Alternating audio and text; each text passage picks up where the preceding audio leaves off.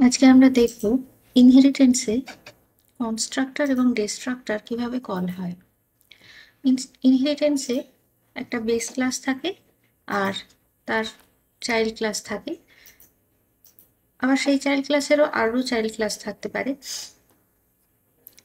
তো এই যে প্রোগ্রামটা আমি দেখাচ্ছি, এই প্রোগ্রামে একটা বেস ক্লাস আছে যেটার নাম ক্লাস বেস, আর একটা ডিরাইভড ক্লাস আছে যেটার নাম ক্লাস ডিরাইভড।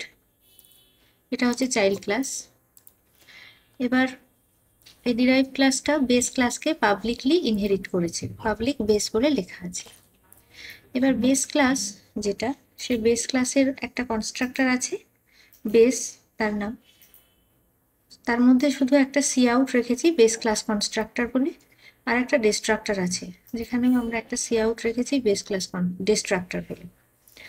একই রকমভাবে ডিরাইভ ক্লাসেও একটা কনস্ট্রাক্টর একটা ডিস্ট্রাক্টর রেখেছি।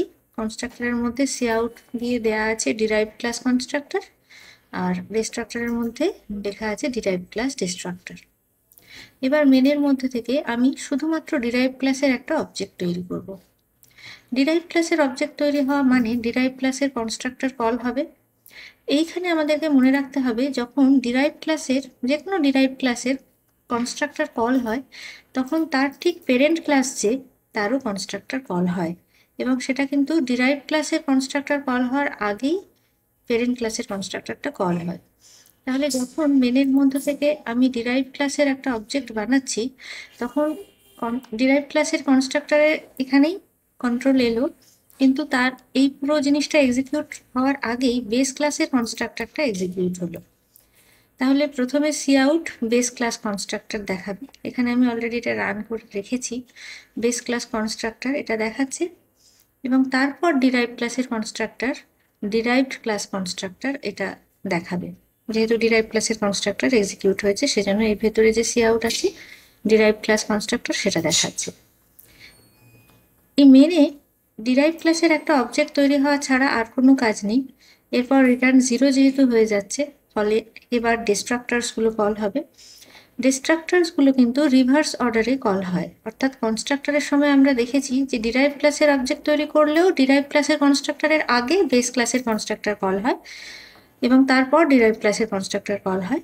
কিন্তু ডিস্ট্রাক্টরের সময় আগে ডিরাইভ ক্লাসের ডিস্ট্রাক্টর কল হবে, তারপর বেস ক্লাসের। ফলে এই দুটো আউটপুটের পর, মানে বেস ক্লাস কনস্ট্রাক্টর আর ডিরাইভ ক্লাস কনস্ট্রাক্টর, এই দুটো আউটপুটের পর আগে ডিরাইভ ক্লাসের ডিস্ট্রাক্টর কল হবে, ফলে ডিরাইভ ক্লাস ডিস্ট্রাক্টর এটা প্রিন্ট হবে, এবং তারপর বেস ক্লাসের ডিস্ট্রাক্টর কল হবে, সে কারণে বেস ক্লাস ডিস্ট্রাক্টর এটা প্রিন্ট হবে। এখানে আমি একটা ছবি দেখাচ্ছি ইনহেরিটেন্সের। এটা হচ্ছে মাল্টি লেভেল ইনহেরিটেন্স। মানে প্রথমে একটা বেস ক্লাস আছে, তার থেকে ইনহেরিট করা হয়েছে D1, মানে বেস ক্লাসকে ইনহেরিট করা হয়েছে D1 এর মধ্যে, আবার D1 কে ইনহেরিট করা হয়েছে D2 এর মধ্যে।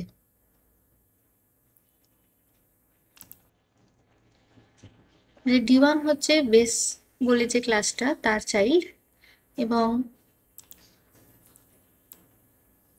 এর চাইল্ড D1 বেসের চাইল্ড, এবং D2 হচ্ছে D1 এর চাইল্ড।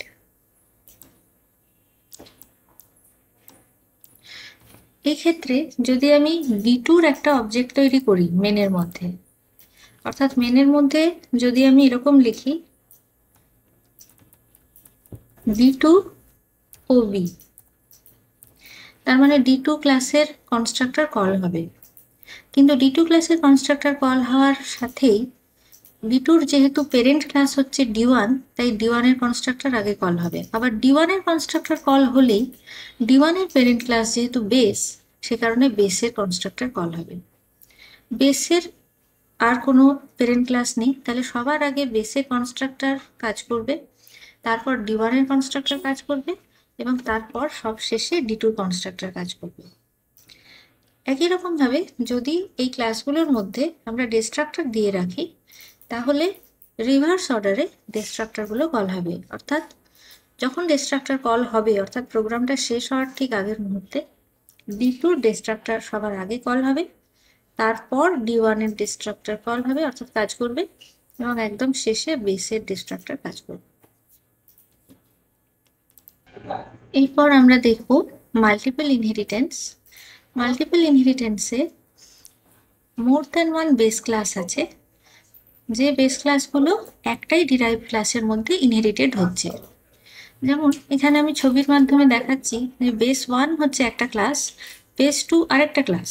বেস ওয়ানের সাথে বেস টুর কোনো রিলেশন নেই এমনিতে, মানে বেস ওয়ান বেস টুর সাথে ইনহেরিটেন্সের রেসপেক্টে কোনো রিলেশন নেই, দুটো ইন্ডিভিজুয়াল ক্লাস।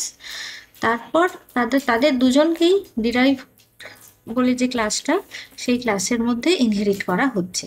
অর্থাৎ ডিরাইভডের দুটো পেরেন্ট ক্লাস আছে, একটা বেস ওয়ান একটা base two.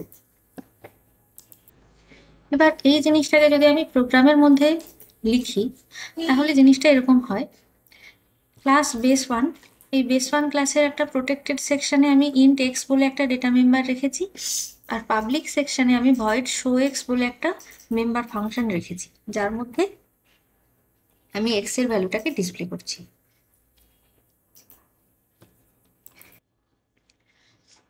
Class base two আরেকটা ক্লাস, যারও একটা প্রোটেক্টেড সেকশন আছে, যেখানে আমি ইন্ট ওয়াই বলে একটা ডেটা মেম্বার রেখেছি, এবং পাবলিক সেকশনে আমি ভয়েড শো ওয়াই বলে একটা মেথড বা মেম্বার ফাংশন রেখেছি, যেখানে আমি ওয়াইকে ডিসপ্লে করছি, ওয়াইয়ের ভ্যালুটাকে ডিসপ্লে করছি। এবার ক্লাস ডিরাইভড বলে একটা নতুন ক্লাস আমি নিচ্ছি, যেখানে আমি বেস ওয়ানকে এবং বেস টুকে দুটোকেই ইনহেরিট করছি। সেটা লেখার পদ্ধতি হচ্ছে, প্রথমে অ্যাক্সেস স্পেসিফায়ার দিতে হবে। এখানে আমি দুটোকেই পাবলিকলি ইনহেরিট করেছি, তাহলে public base one comma public base two. তারপর ডিরাইভডের মধ্যে, আচ্ছা এই প্রসঙ্গে বলে রাখি যে পাবলিকলি যখন ইনহেরিট করা হলো, তার মানে হচ্ছে বেস ওয়ান ক্লাসের প্রোটেক্টেড সেকশনটা ডিরাইভ ক্লাসের প্রোটেক্টেড সেকশনে এলো। এখানে যেহেতু ডিরাইভ ক্লাসে আলাদা করে কোনো প্রোটেক্টেড সেকশন নেই, কিন্তু তবুও এই এক্স বলে যে ডেটা মেম্বারটা, ইন্ট এক্স বলে যে ডেটা মেম্বারটা, সেটা যে ডিরাইভ ক্লাসের মধ্যে ইনহেরিটেড হয়ে এলো, সে কিন্তু প্রোটেক্টেড ডেটা মেম্বার হিসেবেই আসবে। এবং পাবলিক সেকশনে যে মেথড বা মেম্বার ফাংশন আছে, সেটা ডিরাইভ ক্লাসের পাবলিক সেকশনেই চলে আসবে। তাহলে ডিরাইভ ক্লাসের পাবলিক সেকশনে অলরেডি একটা ভয়েড সেট বলে মেথড আছে, তার সঙ্গে ভয়েড শো এক্স বলেও আরেকটা মেথড বা মেম্বার ফাংশন চলে এলো। একই রকমভাবে বেস টু ক্লাসটাও পাবলিকলি ইনহেরিটেড হয়েছে ডিরাইভ ক্লাসের মধ্যে। তাহলে বেস টু ক্লাসের প্রোটেক্টেড সেকশনে যারা আছে তারা ডিরাইভ ক্লাসে গিয়েও প্রোটেক্টেড হিসেবেই থাকবে। তাহলে এই ইন্ট ওয়াই যেটা বেস টুতে আছে, সেটা ডিরাইভ ক্লাসে গিয়েও প্রোটেক্টেড ডেটা মেম্বার হিসেবেই থাকবে। এবং পাবলিক সেকশনে যে ভয়েড শো ওয়াই বলে মেম্বার ফাংশনটা আছে, সেটা ডিরাইভ ক্লাসের পাবলিক সেকশনে চলে যাবে। অর্থাৎ ইনহেরিটেন্সের পর ডিরাইভ ক্লাসের পাবলিক সেকশনে তিনটে মেম্বার ফাংশন হলো। একটা তো ভয়েড সেট, যেটা অলরেডি এর নিজস্ব, ডিরাইভ ক্লাসের নিজস্ব একটা মেম্বার ফাংশন।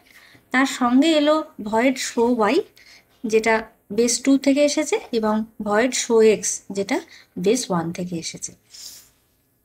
এরা সবাই পাবলিক সেকশনে আছে। এছাড়াও ডিরাইভ ক্লাসে আছে দুটো প্রোটেক্টেড ডেটা মেম্বার, একটা ইন্ট এক্স আর একটা ইন্ট ওয়াই।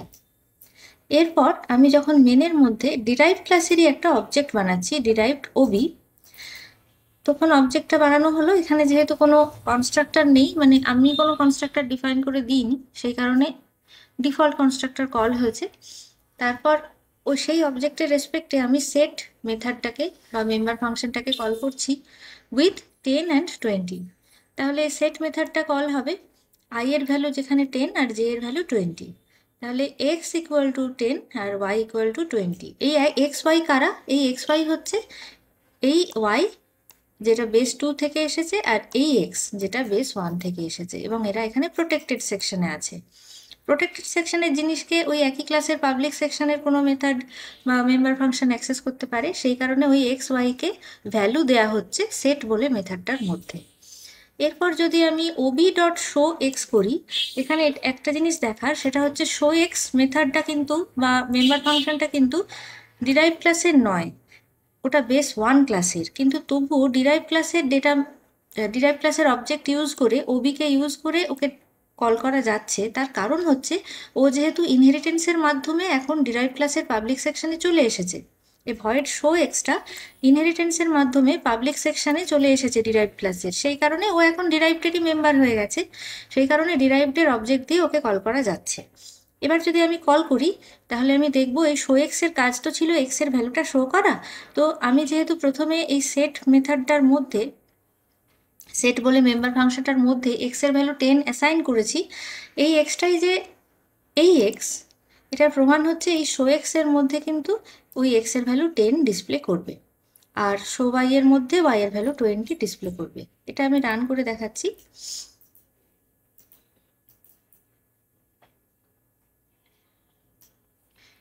এখানে প্রথমে এই সেট মেথডটা কল হয়েছে, তাতে এক্স এর মধ্যে 10 আর ওয়াই এর মধ্যে 20 অ্যাসাইন হয়েছে। তারপরে যখন শো এক্স মেথডটা আমি কল করেছি তখন ইন বেস 1, তারপর এক্স এর ভ্যালু 10 সেটা দেখিয়েছে। আর তারপর যখন আমি শো ওয়াই মেথডটা কল করেছি তখন ইন বেস 2 20 এই জিনিসটা দেখিয়েছে। মাল্টিপল ইনহেরিটেন্সের ক্ষেত্রে যদি কনস্ট্রাক্টর থাকে, যদি ডিরাইভ ক্লাসের কনস্ট্রাক্টর থাকতো, আমি এক্সপ্লিসিটলি লিখে দিতাম কোনো কনস্ট্রাক্টর, তাহলে ডিরাইভ ক্লাসের অবজেক্ট তৈরি করার সময় সেই কনস্ট্রাক্টরের আগে ডিরাইভ ক্লাসের পেরেন্ট ক্লাস যারা, তাদের কনস্ট্রাক্টর কল হতো। তো এক্ষেত্রে তো ডিরাইভ ক্লাসের দুটো পেরেন্ট ক্লাস, একটা বেস 1 আর একটা বেস 2। তো যেহেতু এইভাবে লেখা ছিল, যেখানে ওটা ডিরাইভ করা হয়েছিল তখন এইভাবে লেখা ছিল ক্লাস ডিরাইভড, তারপর কোলন দিয়ে পাবলিক বেস 1 কমা পাবলিক বেস 2, এরকমভাবে লেখা ছিল। তো সেটার জন্য এই দুটো যে পেরেন্ট ক্লাস আছে, এই দুটো পেরেন্ট ক্লাসের প্রথমে, মানে এখানে অর্ডার যেরকম আছে, প্রথমে যেরকম বেস 1 আছে তাহলে বেস 1-এর কনস্ট্রাক্টর কল হবে আগে, তারপর বেস 2-র কনস্ট্রাক্টর কল হবে এবং তারপরে ডিরাইভডের কনস্ট্রাক্টর কল হবে, মানে কাজ করবে। এখানে যদি আমি অর্ডারটাকে চেঞ্জ করে দিই, অর্থাৎ এই বেস 1টাকে আগে না রেখে পাবলিক বেস 2 কমা পাবলিক বেস 1 লিখতাম, তাহলে ডিরাইভ ক্লাসের কোনো অবজেক্ট তৈরি করতে গেলেই ডিরাইভ ক্লাসের কনস্ট্রাক্টর যখনই কল হতো তখন আগে বেস 2-র কনস্ট্রাক্টর কাজ করতো, তারপর বেস 1-এর কনস্ট্রাক্টর কাজ করতো, তারপর ডিরাইভডের কনস্ট্রাক্টর কাজ করতো। অর্থাৎ এইখানে এই যে লিস্টটা আমরা লিখে দিই মাল্টিপল ইনহেরিটেন্সের ক্ষেত্রে, এইখানে যেখানটায় আমরা ওই অর্ডারটা বলে দিচ্ছি যে পাবলিক বেস 1 কমা পাবলিক বেস 2, এখানে আরও অন্য ক্লাসও থাকতে পারতো, পাবলিক বেস 3 কমা দিয়ে দিয়ে আমি যেরকম লিখতাম সেই অর্ডারে কনস্ট্রাক্টরগুলো কল হতে থাকতো। যার নাম প্রথমে আছে পেরেন্ট ক্লাস হিসেবে তার কনস্ট্রাক্টর আগে কল হবে। এরকমভাবে পরপর সব পেরেন্ট ক্লাসগুলোর কনস্ট্রাক্টর কল হওয়ার পর ডিরাইভ ক্লাসের কনস্ট্রাক্টর কল হবে।